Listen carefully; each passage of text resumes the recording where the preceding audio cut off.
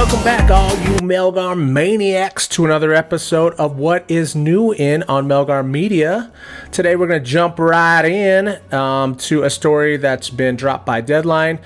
Also, other outlets have touched on this story as well, but it's now confirmed by the writer himself of Game of Thrones, George R.R. Martin. He reveals the sequel working title, which will be Snow, and will also have Kit Harington returning as the role if this moves forward. He has actually been the antagonist here to really push this show into development. So the Game of Thrones starring Kit Harington will move forward. Yes, he says, quote, yes, there is a Jon Snow show in development, and the working title, as we said. And in the entry on his blog, the author of the books in HBO Blockbuster teased that there's more details and potential of the series, which seems to be much further along than previously presumed. So it has been in the rumor mill.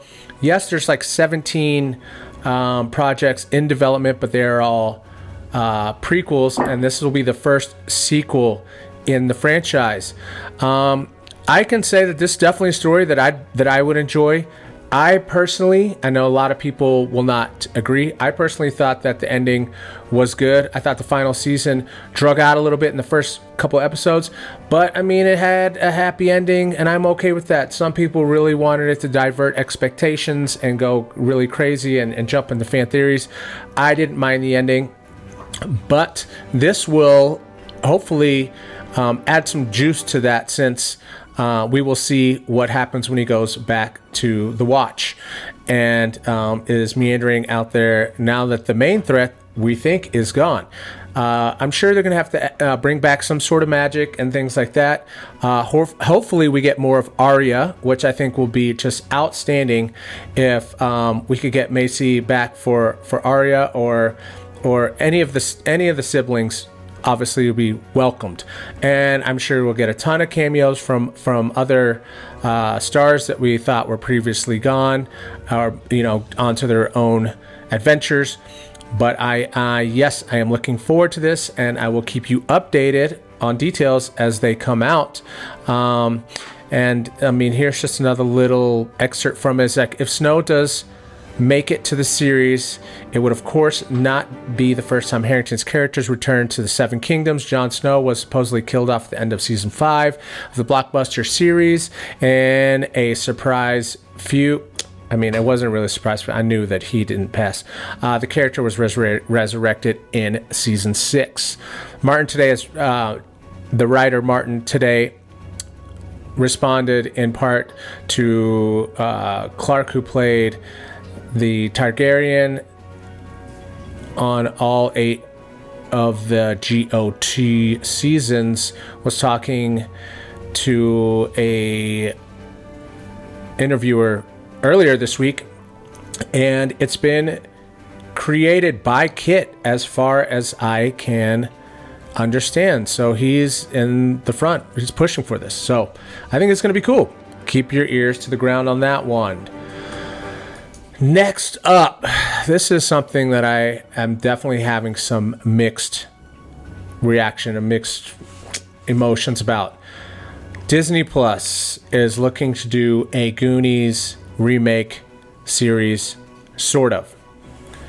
Basically, what the idea behind it is that they're going to have some young aspiring filmmakers trying to recreate the Goonies on a shoestring budget. The cherished adventure comedy The Goonies is getting a remake courtesy of Disney Plus with a twist.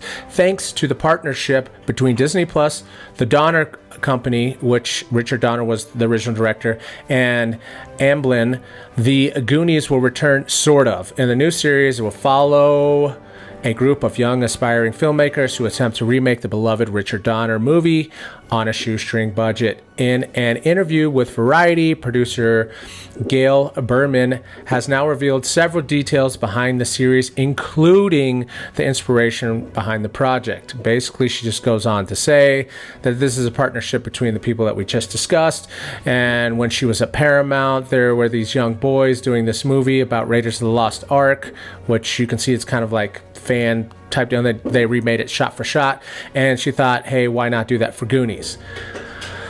For me, Goonies holds a very, very close and dear place in my heart because it is my favorite movie of all time. And I don't really like that it's going to get messed with unless it's done properly and you have members of the original cast involved, which I think that they'll probably make a cameo, but they'll be making cameos as themselves, as real people. And I just don't know. I mean, it could be amazing. It's on Disney Plus. I'm obviously going to watch it, but you know, it's just, man, it's like some things are better left alone. And the cast definitely pushed for a sequel for a really long time, but the story had to be correct. And as much as I wanted it to happen selfishly, I agree with the way that things have panned out thus far. I don't think it's necessary if, you know, it's going to come out and tarnish what we already have. So, you know, like, just let it be. Kind of like the Gremlins. You know, don't feed it after dark. Don't do anything unnecessary. Don't drop water on it. You know, it's just... but we shall see who all will be involved. It's an early production, but it looks like it's green lit. So, I mean, fingers crossed, and I will also follow up with that as you know, things develop, and we shall see. I mean, if I have any clues,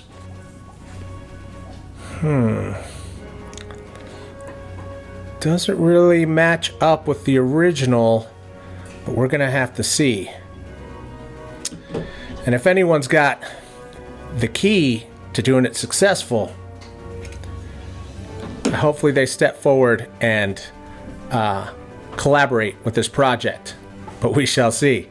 Okay, on to the next.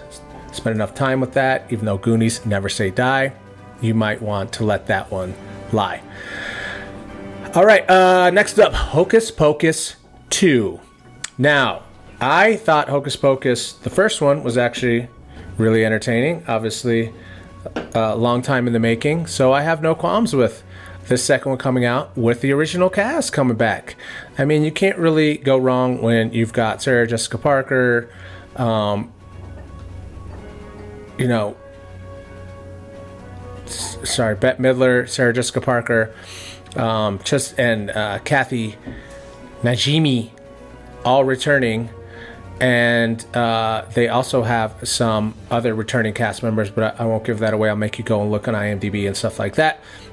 But this story will take place, it's going to come out the end of September, so it's not quite Halloween. I don't know why you wouldn't, you know, try to feed off of that. Like, why wouldn't you just go into Halloween and just kill it, be the perfect weekend movie or weekday movie for that, and just really capitalize on it. But this story will take place with three young witches, three young women accidentally bring back the Sanders sisters to modern day Salem and must figure out how to stop the child hungry witches from wreaking havoc on the world. So, I mean, it's a recipe for success. I think that it'll be just fine, and Disney definitely knew to take advantage of this one, just like the Willow Project, which I am also really excited about. But we'll see how this one pans out. I think it'll do just fine.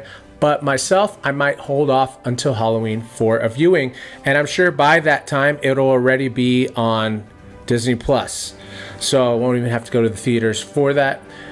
Which is fine because I'm sure that the target audience will be a little bit younger. So, you know, we'll enjoy it from the comfort of our home with our own cats and pets and Halloween festivities, because around here we really like to celebrate. Obviously, I feel like I'm in costume majority of the time.